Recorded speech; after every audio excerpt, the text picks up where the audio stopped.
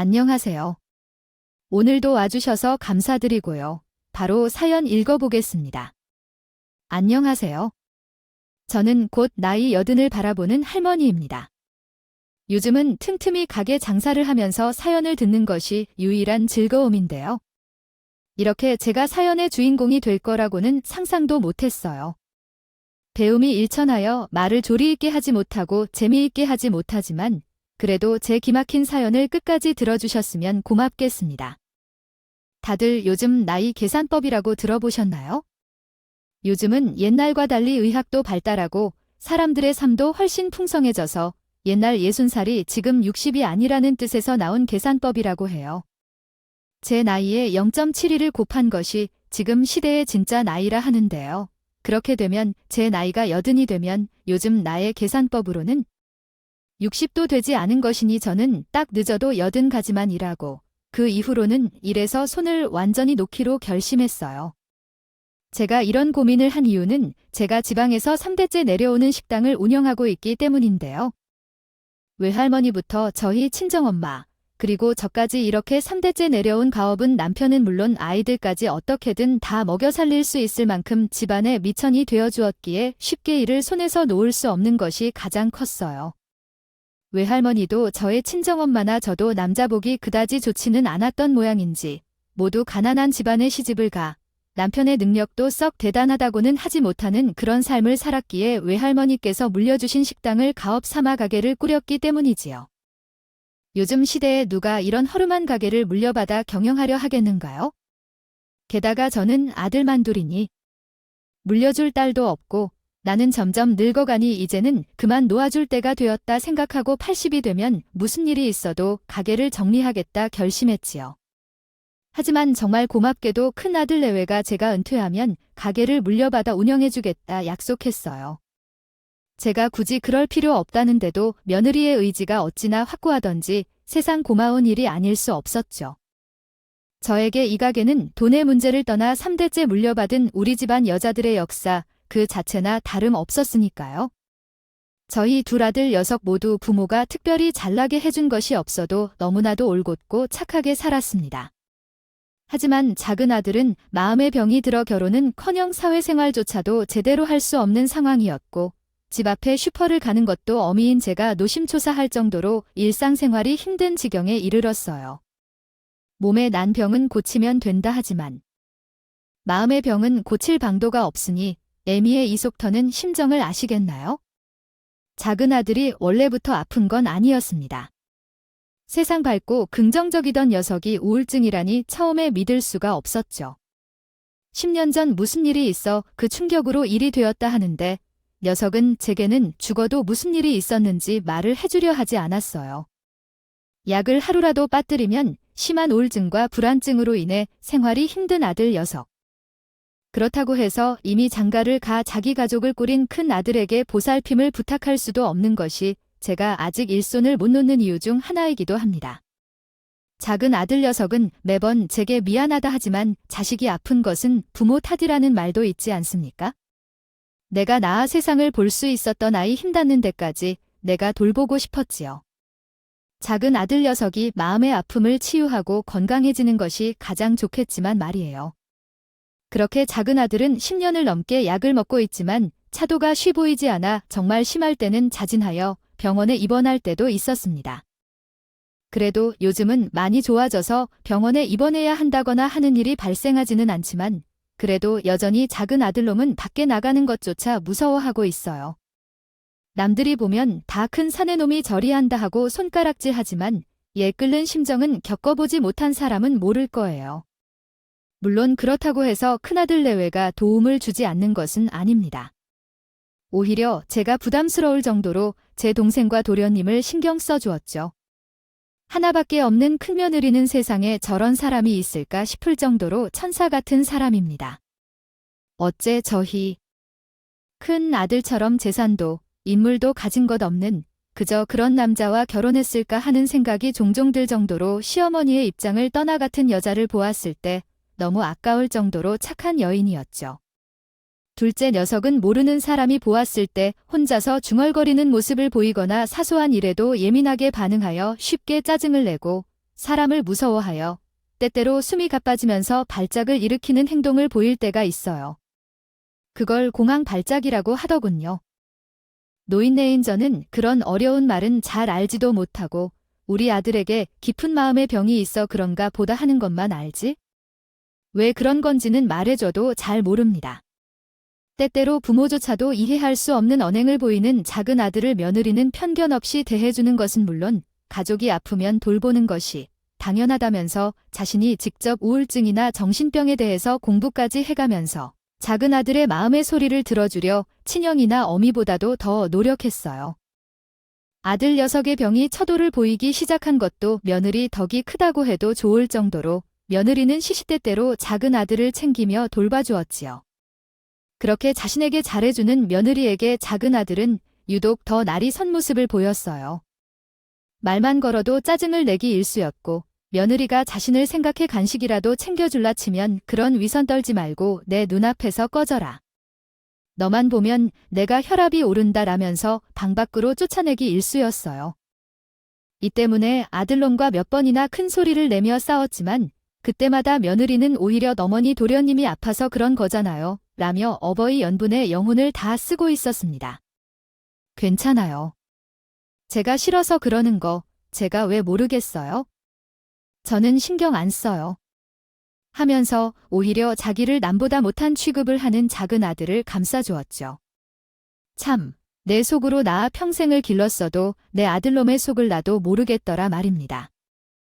평소 감정 기복이 워낙 심하긴 해도 다른 사람에게 그렇게 날카롭게 굴거나 위협적으로 소리를 지르거나 하는 것을 본 적이 없는데 저에게 누구보다도 잘해주는 형수에게만 그리하니까 나도 이제 나들놈이 이해가 안 되는 지경이었죠. 그런 와중에도 어머니 그동안 혼자 고생 많이 하셨죠. 이제는 제가 있으니 걱정 마세요 하는 며느리의 그 말이 어찌나 고맙고 미안하던지요. 요즘 젊은 사람들은 손도 대지 않으려 하는 굳은 일 투성이인 식당 일도 군말 한마디 없이요. 묵묵히 제 일처럼 도우면서 아픈 도련님까지 살뜰하게 챙기려 하니 겉으로는 항상 웃고 있어도 그 속은 문드러지고도 남았겠다 싶어. 저 역시 며느리에게 하나라도 더 챙겨주면서 고마움을 표현하려 노력했어요.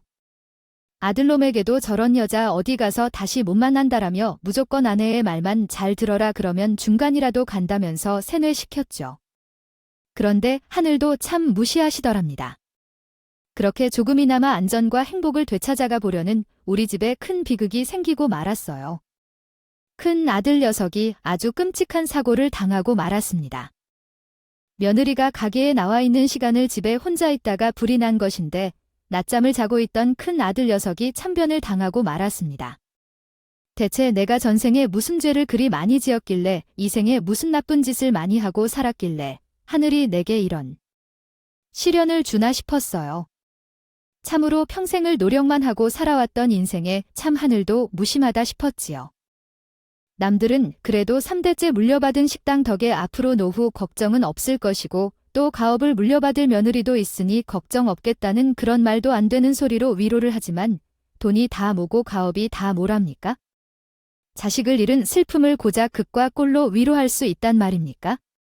내 아들을 다시 살려만 준다면 가게는 물론이고 지금까지 모아둔 그리 많지 않은 재산마저 전부 다 줄 수 있다는 생각. 다 늙어서 이제 죽을 일만 남으니 미련한 몸뚱이도 아낌없이 바칠 수 있다는 심정뿐이었어요. 이 나이에 자식을 앞세우는 고통 겪어보지 않은 사람은 모를 겁니다. 저희 집 영감. 그러니까 제 남편은 큰 아들의 부고 소식에 누구보다도 더 큰 충격을 받았지요. 원래도 건강이 좋지 않아 집에서 요양만 하던 노인인데다 본디 성격이 여리고 섬세한 사람인지라 안 그래도 조금이라도 힘든 걸 쉽게 이겨내지 못하고 오랜 시간 동안 고통받는 성격이었습니다. 요즘 부쩍 우울하고 세상에 낙이 없다며 작은 아들과 비슷한 증상을 호소하던 남편이었기에 큰 아들의 비극은 제 남편도 완전히 무너뜨리고 말았습니다. 식음을 전무하고 제가 시시때때로 집에가 억지로 밥을 먹이지 않으면 안 될 정도로 삶에 대한 의지 자체를 완전히 놓아버렸어요. 저라고 이런 상황에서 제 정신일 수 있었을까요? 이런 지옥 같은 상황에서 정신을 바짝 떼고야 말았습니다. 차리고 살 길을 모색하는 것은 오히려 큰며느리였어요. 며느리는 큰아들의 49제가 끝나자마자 저에게 와서 이런 이야기를 하더군요. 어머니, 어제 꿈에 애들 아빠가 나타났었어요.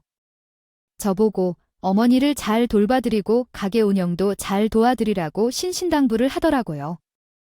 어머니 이제 연세도 있으시고 마음 추스르기도 힘드실 텐데 이제 그만 일선에서 물러나게 하고 제가 가게를 물려받아 운영하는 것이 어떻겠냐 했어요. 어머니 한평생 자식들 때문에 고생했는데 마지막까지 이렇게 고생시켜 드리는 것 같아서 미안하다고 쟤들 아빠가 유언도 못 남기고 갔잖아요. 제 생각에는 이게 유언이 아닐까 싶어요. 애들 아빠가 워낙 효자였잖아요. 꿈속에서도 전화도 애들보다도 어머니 먼저 걱정하면서 꼭 어머니 잘 챙겨드리라고 신신당부를 하더라고요. 며느리는 눈시울을 붉히며 이야기했습니다. 저도 그때 정신이 퍼뜩 들더라고요. 그래, 자식 잃은 부모의 마음이 천갈래 만갈래 찢어진다. 지만 남편을 잃은 아내의 마음은 어떨 것이며 부모를 잃은 자식들의 마음은 또 어떨 것인가. 그것도 사고로 일이 하루아침에 아무런 준비도 없이 보내야 했으니 그 속이 얼마나 썩어 들어갈까 싶었죠. 그럼에도 불구하고 집안을 어찌 이끌어 살려보려 하는 그 단단한 마음이 저에게도 전해지는 듯 했습니다. 그래서 저는 가게 운영을 며느리에게 물려주기로 결심했어요. 물론 며느리의 이야기만 듣고 넘겨준 것은 아니고 80이 되기 전에는 무슨 일이 있어도 가업을 털고 물론 나야겠다고 결심했던 것도 있고 나야 이제 다 늙은 몸뚱이 될 뿐이지만 며느리는 아직 독립시켜야 할 아이들이 있으니 손주들을 위해서라도 필요하다고 생각했지요. 그렇게 외할머니와 저희 친정엄마 그리고 제가 남편과 자녀들을 건사하기 위해 물려받았던 가게가 이제는 며느리에게 전수되어 4대째를 시작하는 거라고 생각했어요. 다른 사람도 아닌 우리 며느리가 나와 영감은 그렇다 하더라도 작은 아들만큼은 죽음이라도 보살펴 줄 것이라 믿어 의심치 않았던 것도 있었지요. 그렇게 저는 자식놈들에게도 가르쳐 준 적 없었던 대대로 내려오는 요리 비법을 며느리에게 전수하고 가게 운영을 전적으로 며느리에게 모두 넘기게 되었습니다. 인수인계가 마무리되어 갈 때쯤 며느리가 저에게 제주도 여행 티켓을 주었어요. 그동안 여행 한 번 못 가고 고생 많이 하셨는데 제주도라도 다녀오시라고 말이죠. 나중에 아버님 건강이 회복되고 가게 운영이 안정되면 해외여행도 다녀오시라고 하면서 이야기하는데 어찌나 고맙던지요. 왜 표가 하나뿐이냐 했더니 며느리가 하는 말이 아버님은 아직 건강이 많이 안 좋으신 상태라 비행기 타고 왔다 갔다 하는 게 건강에 도움이 되지 않을 듯하다 라면서 차들을 좀 보고 도련님과 아버님도 함께 여행을 가실 수 있도록 같이 노력해보자 하며 이번에는 어머니 혼자 다른 것들을 신경 쓰지 말고 혼자 다녀오라 하더군요.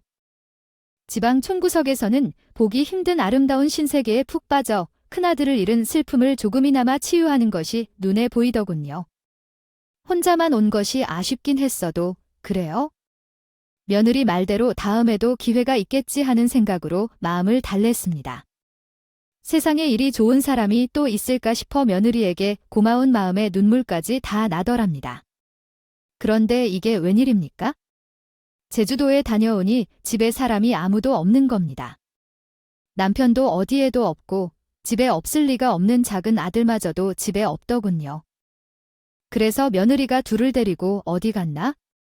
아니면 둘이 어디 앞에 마실이라도 갔나 싶어 짐을 풀고 있는데 갑자기 건장한 장정 2명이 집 안으로 들이닥쳤어요.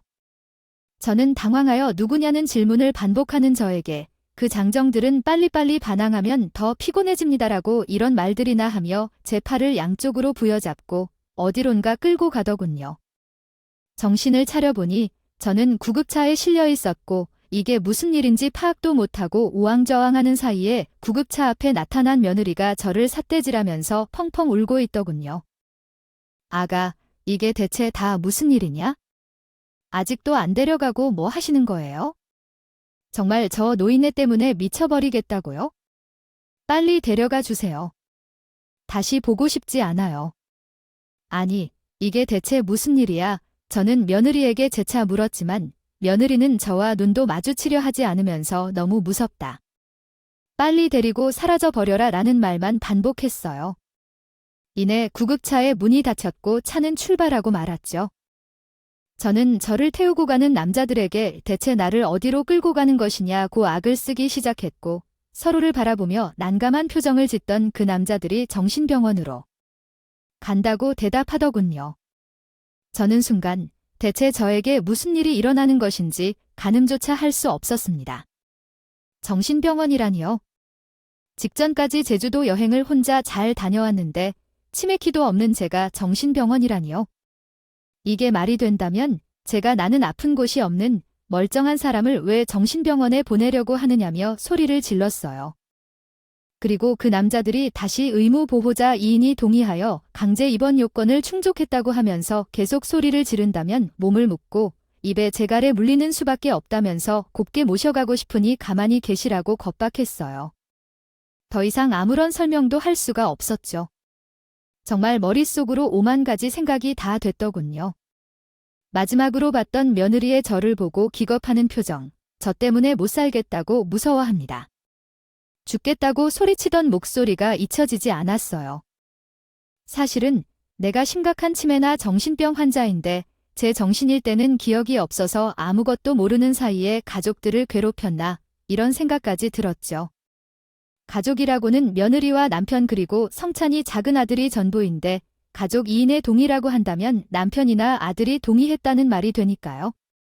그동안 천사 같은 모습만 보여줬던 며느리였기에 저는 저에게 정말 심각한 정신적 결함이 있고 다른 가족들도 다 알고 있는데 나만 모르고 있었던 게 아닌가 하는 의심까지 들기 시작했어요. 지금 내가 보고 있는 것들도 다 환상이고 꿈이 아닌가 하는 생각이 들 정도로 정신이 혼란스럽고 온전치 못한 상태였죠. 전 그대로 정신병원 격리병동에 구금되었습니다. 그곳은 면회는커녕 전화도 내 마음대로 쓸 수 없는 곳이었어요. 저는 제가 어쩌다 이런 곳에 갇히게 되었는지 실제로 저에게 심각한 문제가 있다면 누군가에게는 정신이 멀쩡할 때 이야기를 들어야겠다는 생각이 들었어요. 남편이나 아들에게 전화를 걸 수 있게 해달라고 부탁했지만 처음에는 모두 거절당했어요. 처음에는 너무나도 당혹스럽고 사실을 알아야겠다는 생각이 앞서 병원에서 시끄럽게 하다가 여러 차례 세제를 당했었고 시간이 며칠이 지나고 일주일이 지나자 제가 그렇게 난동을 피우거나 소리를 지르는 빈도가 점점 줄어드니 의사와 간호사가 안정이 되신 것 같다며 하루 한 번 정도는 전화를 걸 수 있게 해주겠다고 했어요. 하지만 막상 전화를 걸려고 하니 아무것도 생각이 나지 않았어요. 남편의 전화번호는커녕 아들의 전화번호도 두통 생각이 나지 않았고 돈이 없어 간호사에게 동전까지 빌려 공중전화 앞에 섰지만 결국 아무데도 전화를 걸 수가 없었어요. 저는 또 그런 것조차 제가 치매가 와서 문제가 생겨 기억을 못하는 건 아닌가 싶을 정도였죠. 병원에서 주는 약은 소위 사람을 바보로 만드는 약이었습니다. 그 안에는 진정제 같은 무슨 성분이 많이 들어있다고 하는데 배운 것도 없이 밥만 지어 살아온 노인네가 뭘 알겠어요? 약을 먹으면 정신이 몽롱해지면서 기억들이 흐릿해지는 것이며 멀쩡하던 사람도 이걸 계속 먹으면 사람이 미치지 않고는 못 배기겠다는 생각이 들 정도였죠. 하지만 간호사가 제가 약을 제대로 먹는지 안 먹는지 서서 지켜보면서 감시를 하기에 약을 안 먹을 수도 없었어요. 그렇게 한 달 반 정도가 지났을까요? 약에 익숙해진 내 몸은 이제 밥을 먹을 때 말고는 제대로 움직일 일도 없고 이대로 가다가는 내 이름 석자조차 제대로 기억 못하고 잊어버리겠구나 하고 무상한 세월에 대해 한땀만 하고 있을 때쯤 작은 아들이 병원으로 찾아왔어요. 아들은 병원에서 저를 발견하자마자 울음기가 가득한 목소리로 외치더군요. 엄마, 내가 왔어요. 지금 바로 꺼내드릴게요. 엄마, 제 목소리 들리세요? 저를 부여잡고 엉엉 우는 아들내미의 얼굴조차 못 알아볼 뻔했으니 당시에 제 상황이 얼마나 피폐했는지 아시겠죠? 아들은 저의 보호자 자격으로 병원에 제가 그동안 정신적인 문제가 전혀 없었음을 증명할 수 있는 서류를 제출하고 저의 퇴원 수속을 신속하게 밟았어요. 작은 아들은 차에 타고 가면서 정신을 간신히 회복하는 것을 볼 때마다 가슴 아팠을 텐데요. 추스르는 책에 가장 먼저 한 말은 그거였습니다. 저기, 아가, 우리 며느리는 어찌 됐니? 그 여자는 작은 아들은 이를 부득부득 깔며 무슨 이야기를 시작하려고 했습니다. 하지만 전 그 이전에 먼저 물어볼 것이 있었죠. 나를 데리고 간 사람 말로는 가족 2명 이상이 동의해서 나를 병원에 강제 입원시킬 수 있었다던데. 집에는 어둔이 아빠도 없고 암이 오늘이는 나를 괴물 보듯이 하는데 내가 정말 뭐라고 해야 할지 모르겠고 이게 다 무슨 일인가 싶더라. 아, 대체 누가 동의를 했다는 거니?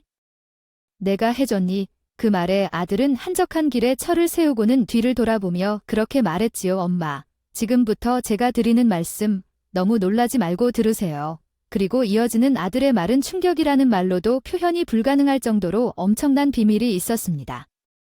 70년을 넘게 살아오며 이러한 일을 겪어본 적이 없었던 저는 이야기를 듣고 미치지 않고 버티는 것도 힘들 지경이었죠. 며느리는 댁에서 가게 인수인계와 명예 이전을 받고 나자마자 저를 제주도로 보냈고 내가 제주도에 간 사이 남편에게서 가게 운영에 필요한 서류라는 거짓말을 대고 정신병원 강제 입원 동의서에 사인을 하게 만들었답니다. 요즘 젊은 사람들이야 이해를 못하겠지만 그 시절에는 글을 제대로 배우지 못한 사람이 워낙 많아 제 남편 역시도 한글을 대강은 알아도 젊은 사람들처럼 수월하게 읽지는 못하는 데다가 큰아들의 죽음으로 정신적으로 힘든 상황이었기에 그 서류가 정확히 무슨 내용인지도 모르는 채 며느리가 사인이 필요하다 하니 아무 의심 없이 사인을 해준 것이지요. 그리고는 제가 돌아오기 직전에 모든 일을 마무리하기로 결심한 며느리는 제가 제주도에서 돌아오기 전에 남편을 요양원에 보내버렸다고 합니다. 남편에게는 집이 워낙 낡고 거시기하니 올 리모델링을 할 계획이라면서 가게 신규 오픈을 위해서 내부 리모델링도 해야 하고 바쁜 일이 많아 자기가 다 보살필 순 없는 상황이니 한 두어 달만 가게 되면 새 것처럼 깨끗해진 집에 다시 모시겠다고 말이지요. 저는 어쩌냐는 남편의 말에 며느리는 어머니도 여행을 마치고 곧 오실 거라며 영감을 달래어 요양원에 들여보냈다고 합니다.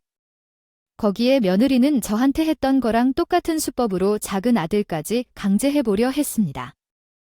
작은 아들의 경우 10년을 넘게 정신과 치료를 받으면서 여러 차례 병원 구급차가 출동한 이력까지 있었으니 더 손쉬웠겠지요.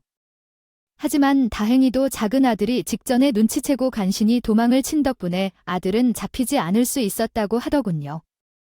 작은 아들은 집도 저희도 돈도 한 푼도 없이 노숙자나 다름없는 신세로 지내며 도망을 다니고 있었고 그 와중에 제가 어떻게 되었는지 아이 길이 없어 이리저리 수소문을 끝에 어느 병원에 입원했는지 알아차리고 이렇게 애미를 구하러 온 것이라 말해주었습니다. 세상에 그 어느 드라마나 영화에서도 보기 힘든 이런 일이 제게 일어났다는 사실을 좀 믿을 수가 없었어요. 특히나 천사 같기만 했던 며느리였기에 더욱이 그랬지요. 전 솔직히 그때까지만 해도 며느리에게도 말 못할 사정이 하나 있는 것 아닐까? 자기 남편이 그렇게 갑자기 비명을 지르고 집까지 몽땅 불타게 되었으니 사람이 미치지 않고서야 백이겠나 싶어 우리 며느리에게도 마음의 병이 든 게 아닌가 하는 생각도 들었죠.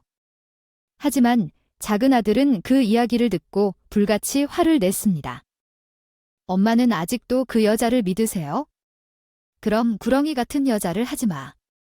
아가가 우리한테 이런 짓을 할 이유가 없었냐? 잘 들어요, 엄마.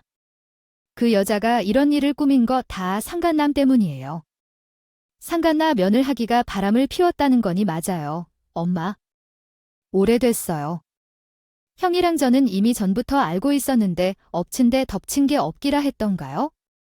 그 이후 작은 아들에게 나온 말은 며느리가 절 고의적으로 병원에 입원시키려 했었다는 말보다 더 충격적이었습니다.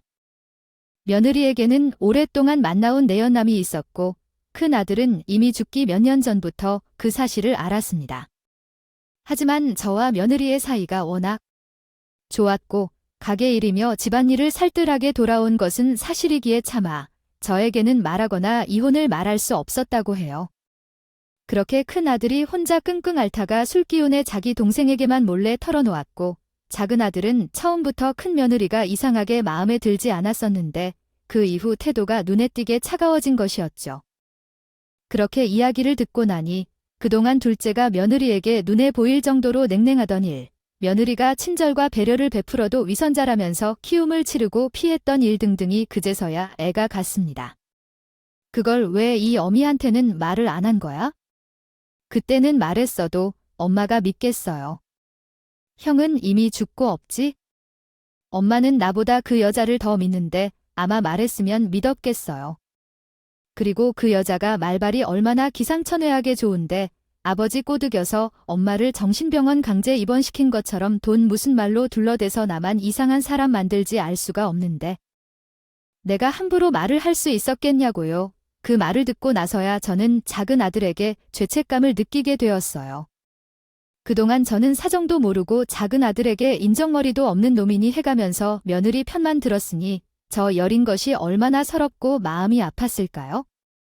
작은 아들은 텀만은 몰라서 그런 거니 엄마의 잘못이 아니라며 우는 저를 달래며 말을 이었어요. 제가 제주도 여행을 떠나자마자 이런 일이 터지고 한순간에 정신병원 강제 입원 당하려는 것을 피하다가 노숙자 신세가 된 작은 아들은 어찌어찌 물어물어 초등학교 때부터 유일하게 친하게 지냈던 친구에게 연락이 닿았고 그 집에서 숙식을 해결할 수 있었다고 합니다. 어릴 때부터 워낙 숫기가 없고 낯을 많이 가리던 작은 아들이라 친하게 지내는 친구도 몇 없었고 그나마 있던 친구들도 아들이 우울증을 앓고 난 후에는 모두 연락이 끊겼지만 그 친구만큼은 언제든 어떤 모습이든 개의치 않고 아들 녀석을 반갑게 맞아주었지요. 아들이 우울증이 심해진 이후로는 거의 왕래가 없었으나 부모끼리도 친분이 있어 엄마들끼리도 간혹 연락을 주고받으며 안부를 묻는 사이였기에 아들은 그 집에서 당분간 신세를 지면서 사정 설명을 하고 친구 집 식구들의 도움을 받아 며느리의 뒷조사를 했다고 합니다. 그리고 아들이 더 기가 막힌 사실을 알아낸 거지요. 며느리가 곧 재혼을 한다는 소식이었습니다. 심지어 우리 큰아들이 그렇게 가고 난 직후부터 결혼 준비를 했다 하니 앞에서는 가업을 물려받아 평생 저희 식구들이랑 행복하게 살 것처럼 해놓고 뒤에서는 재혼을 준비하면서 저의 가게와 재산을 빼둬서 도망갈 궁리만 하고 있었던 것이지요. 그나마 다행인 것이 아직 가게의 명의는 제 명의로 되어 있었다는 것이었는데 저는 빠른 시일 내에 가게 명의도 며느리에게 넘겨주려고 생각했던지라 앞이 캄캄하고 아찔하더군요. 작은 아들은 엄마는 정신병원에 강제 입원시키고 아버지도 요양원에 보낸 데다가 나까지 지금 생사불명인 상황에서 그 여자가 할 행동은 하나밖에 없다고 운을 띄우더니 며느리가 재혼하기 전에 가게 명의까지 자기 앞으로 돌리려고 수적을 부리고 있는 게 틀림없다고 말하면서 그 연놈보다 우리가 빠르게 움직여야 대처를 할 수 있다고 일을 부득부득 해야겠다고 말했어요. 본인은 계획을 짤 테니 어머니도 그런 여자에게 미련 주지 말고 냉정하게 대처해야 한다고 당부했습니다. 이렇게 충격적인 일이 연일 터지면서 저는 그동안 내가 인생을 정말 헛수았구나 하는 자괴감이 들기도 했어요.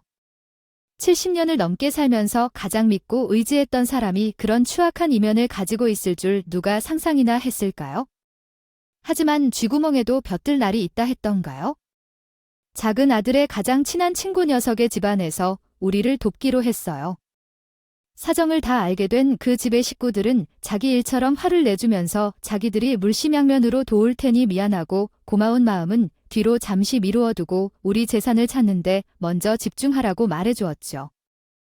그래도 평생을 사람을 믿으며 베풀고 살려고 했던 정성이 통했다 싶은 마음이 드는 것이 제가 그렇게 나쁘게만을 살지 않았다는 생각도 들었습니다. 우리는 아들 친구네 집에 도움을 받으며 명의 변경이 이루어지지 않은 가게를 부동산 매물로 내놓았어요. 며느리에게 들키면 또 무슨 짓을 꾸밀지 알 수 없었기에 숨어 지내야만 했죠. 그러면서 추이를 지켜보았는데 며칠이 되지 않아 부동산으로부터 연락이 왔어요. 가게를 보러 온 사람이 있어 자신이 주선을 해주었는데 이 사실을 알게 된 며느리가 제가 병원에서 나와 부동산에 내놓았던 사실을 알게 되자마자 이 망할 놓친 내가 가만두지 않겠다면서 길길이 날뛰었다는 거예요. 이건 뭔가 착오가 있는 것이라며 자신이 가게를 물려받기로 인수인계가 다 끝났는데 가게를 내놓았을 리가 없다며 저를 만나 취소를 시키겠다고 난리를 쳤다는 거지요. 우리는 지금 당장이라도 가게를 팔아치우고 싶은 마음뿐이었으나 가게가 규모가 꽤 되는 데다 요즘 땅값이 올라 쉽지 않을 것 같다는 복덕방 주인 말에 발만 동동 구르고요. 있으려는 찰나 작은 아들과 아들 친구 집 식구들이 다른 유한을 꺼냈어요. 바로 며느리의 결혼식 날 쳐들어가 결혼을 파트 내자는 계획이었어요. 손주들도 자기 새 출발에 걸림돌이 된다고 생각한 모양인지 기숙학교 같은 곳에 보냈더라는 사실을 뒤늦게 알고 제가 얼마나 가슴을 쳤는지 모르실 거예요. 집안을 이렇게 파탄내고 자기 자식들까지 버리다시피 하면서 자기는 행복 찾아가겠더니 그게 말이나 되는 일이랍니까? 거기다 이런 엄연히 법으로도 잘못된 행동을 해가면서까지요. 어림도 없지요. 결혼날 차를 알아내고 당일 쳐들어가기로 약속이 다 되었어요.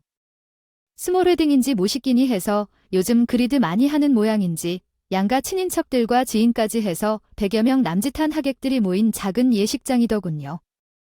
막 신랑 신부가 예물을 교환하고 주례가 영원한 사랑의 맹세를 말하려는 순간 아들내미와 저, 그리고 작은 아들, 친구, 가족들이 우르르 몰려들어가 사회자의 마이크를 빼앗았습니다.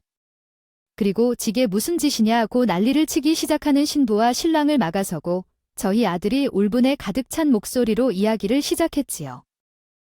지금까지 며느리가 오랜 세월을 상간남과 바람을 피웠던 사실, 그리고 내 아들이 죽자마자 상간남과의 결혼을 준비한 사실이라며 저와 작은 아들을 정신병원에 강제로 쳐넣으려고 하고 남편마저 속여 요양원에 보내고 자기 자식들까지 멀리 기숙사가 있는 학교로 보냈다. 얘는 사실이요.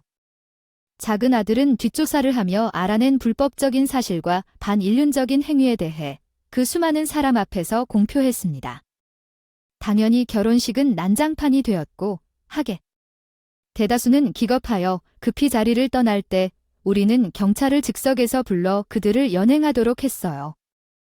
형사소송이 진행되었지만 아직 직접적인 재산 피해는 없었고 남편은 요양원에 보내고 제 자신은 정신병원에 강제로 입원했지만 들어간 동안에 발생한 모든 비용을 청산해줬다는 사실을 고려하여 두 사람은 부당한 수단으로 재산을 획득하려는 불법적인 행동에 대해만 유죄 판결을 받았어요. 재판장은 우리를 쳐다보시며 자신의 배우자를 포함한 가족들에 대해 단순히 재산을 위해 반사회적인 행동을 한 것으로 보여 피해자에 대한 정신적 피해 보상을 위해 아무런 노력도 하지 않은 피고인들의 죄를 심각하게 인식하셨다고 말씀하셨어요. 그 말씀은 평생 잊을 수 없는 말이 될 것 같네요. 그렇게 며느리는 징역형을 선고받았고 공범인 상관남은 집행유예와 사회봉사 명령을 받는 것으로 형사재판은 마무리되었어요. 솔직히 말하면 우리 가족이 당한 수모와 아픔을 생각하면 그곳으로는 한참 부족한 것이지만 작은 아들은 이제 모든 것이 마무리되었으니 현실에 만족하고 과거는 다 잊어버리자며 저를 다독여 주었어요. 형사재판이 마무리될 때쯤 가게가 팔려 우리 집안 여자들이 3대째 내려오던 가업은 완전히 청산할 수 있게 되었고 가게를 판 돈이 생각보다 큰 금액이었던지라 지금은 걱정 없이 편히 잘 살고 있습니다. 하나 남은 아들 역시 이제는 자신이 아픔을 딛고 우리 부부를 잘 보살필 수 있도록 노력하겠다며 치료도 잘 받고 다시 사회로 돌아갈 힘을 길러본다며 상담도 열심히 다니고 있답니다. 사람이 살다 보면 참 별일을 다 겪어요. 70년을 넘게 살아오고도 모르는 것이 사람 마음이 아닐까 하네요. 여러분들도 모두 무조건 내 사람이라고는 다 믿지 마시라 당부드리고 싶네요. 요즘은 돈이 얽히면 배우자는 고사하고 부모 자식 간에도 일이 나지 않습니까? 그래도 일이 착하고 좋은 자식들을 두었으니 내 인생이 그리 험난하지만은 않았다. 스스로 다독이면서 살아가고 있답니다. 부족한 그 솜씨로 제 이야기를 해보았는데 잘 들어주셔서 감사합니다. 오늘도 끝까지 함께 해주셔서 감사하고요. 다음 영상으로 또 찾아뵙겠습니다.